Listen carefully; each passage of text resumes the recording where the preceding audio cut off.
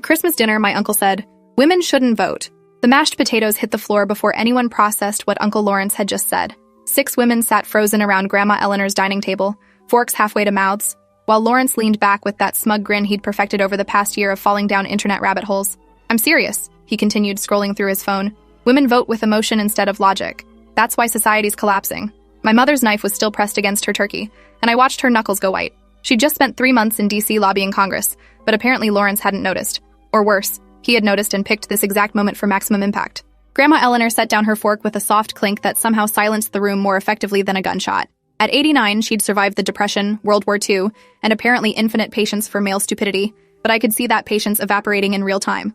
"Lawrence," she said in that deceptively sweet voice that meant someone was about to get destroyed, "remind me what you do for a living?" The trap was so obvious I almost felt sorry for him. Almost. "I'm between positions. The tech industry's pushing out qualified men for diversity hires." He was already defensive, already making excuses, and still hadn't realized he was standing in a minefield. Grandma smiled, and it was terrifying. "So, you're unemployed and living in Patricia's guest house. The guest house that your wife owns because she's been a successful real estate agent for 30 years? My cousin Nina had her phone out under the table, and when she caught my eye, she mouthed, "Recording this." Smart kid. Lawrence's wife Patricia had gone completely still, staring at her plate like she was doing complex mental mathematics. Their daughter Nina was a resident in emergency medicine, and I watched her face shift from shock to something colder as she realized her father had just suggested she shouldn't have basic rights. My sister Vivian laughed, but it wasn't kind.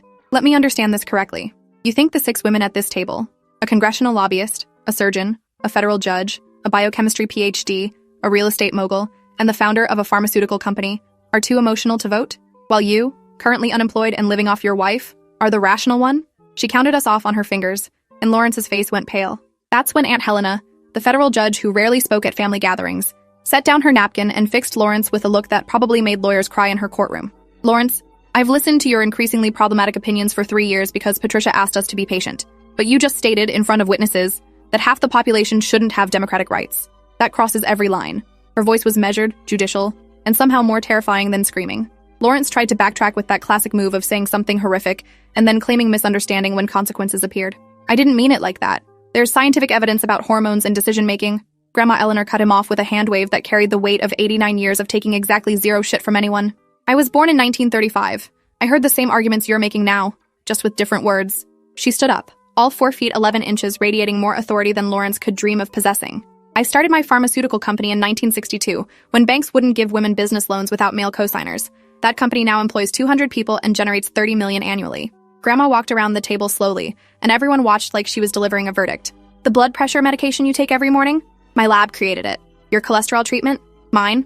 The antidepressant you think nobody knows about? My team developed it 15 years ago."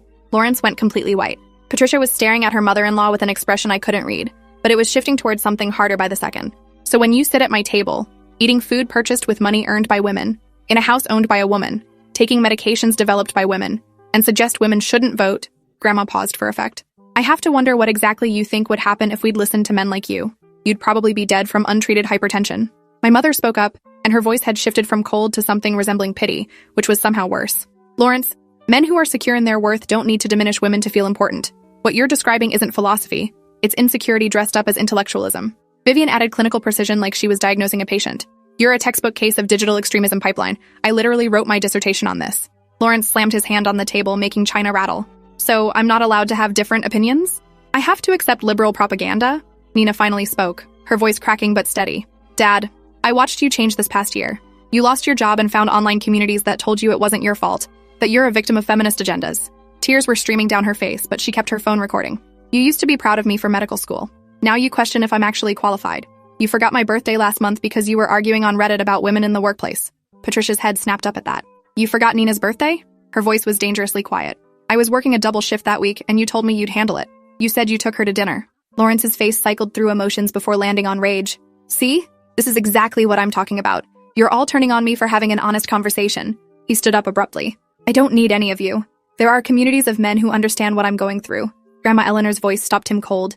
"Lawrence, leave my house. Now, or I call the police." The room went silent except for the antique clock ticking in the hallway. Lawrence looked around the table, clearly expecting someone to defend him, but found only cold stares. Even Patricia was nodding slowly. "You're going to regret this," Lawrence said, voice pitched between threat and whine. "When society collapses because men have been neutered," Vivian interrupted, "the only thing collapsing is your marriage. Society's actually doing great. Countries with greater gender equality have stronger economies, but I'm sure Reddit knows better than peer-reviewed research. The door slammed hard enough to rattle ornaments, and we sat in heavy silence until Nina's shaking voice broke it. I've been recording his statements for months, since he told me women who pursue careers over motherhood are biologically defective. She looked at her mother. Mom, I have hours of footage. I kept thinking maybe if I showed him how he sounded, he'd realize. But when I tried, he accused me of betraying him. Patricia pulled out her phone with trembling hands. He's already posted about tonight. Listen, tried to have honest conversation about biological differences. Got attacked by room full of feminists.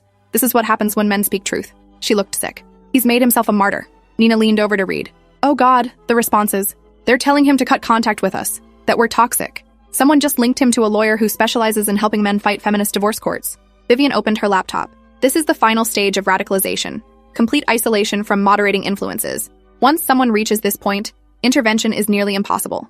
She pulled up slides from her dissertation. He's following the pattern perfectly. Job loss, online communities validating his resentment, gradual absorption of extreme positions until he can tell his daughter she shouldn't have rights. Patricia made a decision I could see crystallizing in real time. I'm calling a locksmith right now. He's been in the guest house because we were taking a break, but after tonight, that's done. Her voice was steady even as tears started. 26 years, and he turned into someone who could look at our daughter and think she shouldn't vote. Aunt Helena pulled out her phone. I'm giving you my divorce attorney's number. She specializes in radicalization cases. And document everything. His statements tonight, witnessed by 7 people, will matter in court. The evening revealed more horrors as we talked. Nina shared how Lawrence told her to freeze her eggs because at 24 she should prioritize motherhood over trauma surgery specialization. Patricia discovered he'd been secretly draining their savings. $30,000 donated to men's rights organizations and cryptocurrency schemes from his online communities. My mother explained the radicalization pipeline with frightening clarity. These communities prey on legitimate struggles like job loss, redirect that pain toward blaming women and minorities, gradually escalate beliefs until violence seems justified. Then Grandma Eleanor dropped her own bombshell. My husband went through this in 1973. Different medium, same pattern. He joined a group of men who convinced him women working was destroying families. Came home and told me to quit my job, submit to his authority. Everyone stared. What happened? Patricia asked, hope and dread mixing in her voice. I took the kids and left for 6 months. He lasted 2 weeks before calling my sister, begging me to come back. Couldn't manage the household, burned every meal. Kids were feral. Grandma smiled grimly. When I returned, things were equal.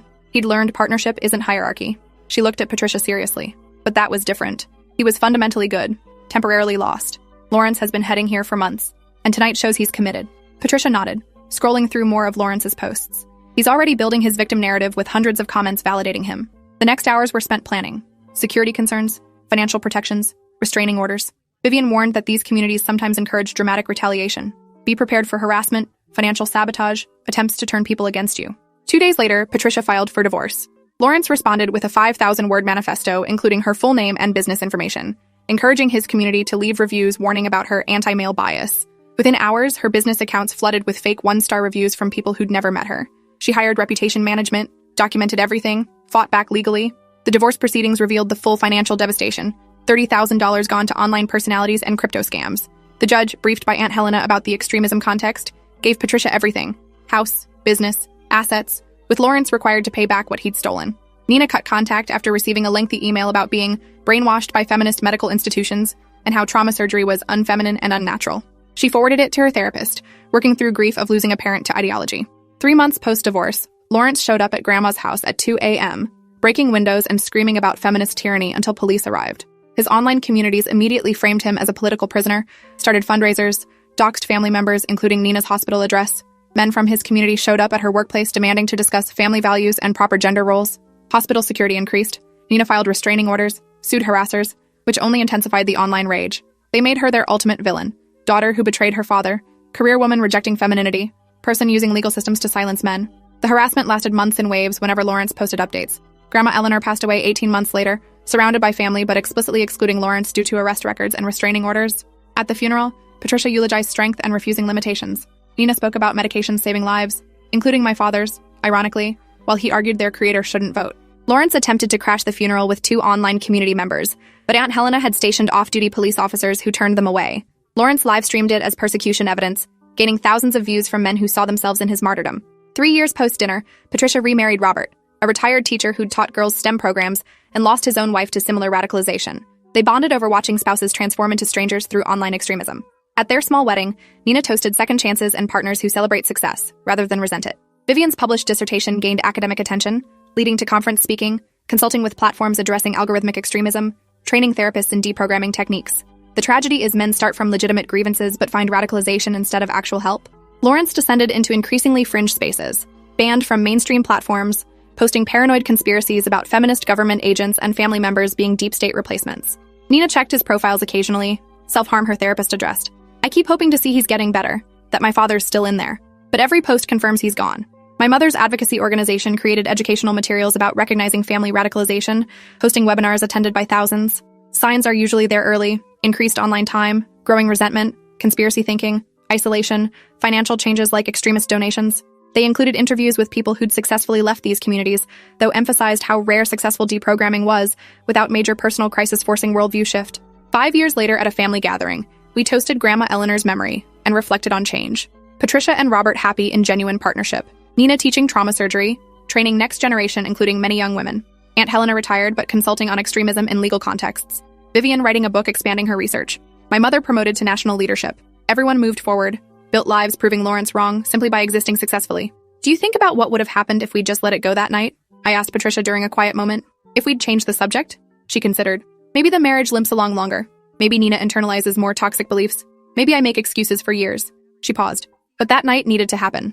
Grandma forcing confrontation, all of us refusing to let his statement stand, Nina recording everything. It forced painful but necessary clarity. Lawrence existed somewhere in digital underground, still convinced of his righteousness while we built lives proving his ideology hollow. My daughter asked once what happened to her great-great-uncle Lawrence. I thought about explaining radicalization to a 10-year-old. He believed things that weren't true. When people who loved him tried to help him see reality, he chose beliefs over family. She processed this seriously. That's sad. It is, I agreed. But it's a reminder that beliefs have consequences. Sometimes those consequences mean losing everything that mattered while clinging to ideology promising belonging but delivering isolation. Years passed and Lawrence became cautionary tale, the family story warning about online radicalization dangers. Remember Uncle Lawrence? Someone would say, discussing conspiracy theories or extremism. The story taught new generations about recognizing warning signs and early intervention. 7 years post-dinner, Patricia raised her glass at Christmas. To Grandma Eleanor, who taught us speaking truth matters more than keeping peace, that some statements can't go unchallenged, and that women who wait for permission to exist fully will wait forever. We clinked glasses. All women who voted, worked, existed in ways Lawrence claimed unnatural and destructive. His absence was noticeable but not mourned. Some losses are necessary. Some relationships can't survive reality contact. And sometimes maintaining family peace costs too much when it requires accepting your own diminishment. The meal continued with laughter, comfortable chaos of family gathering. No one asked permission to speak, have opinions, exist fully. Normal conversation among equals, the kind Lawrence tried to prevent.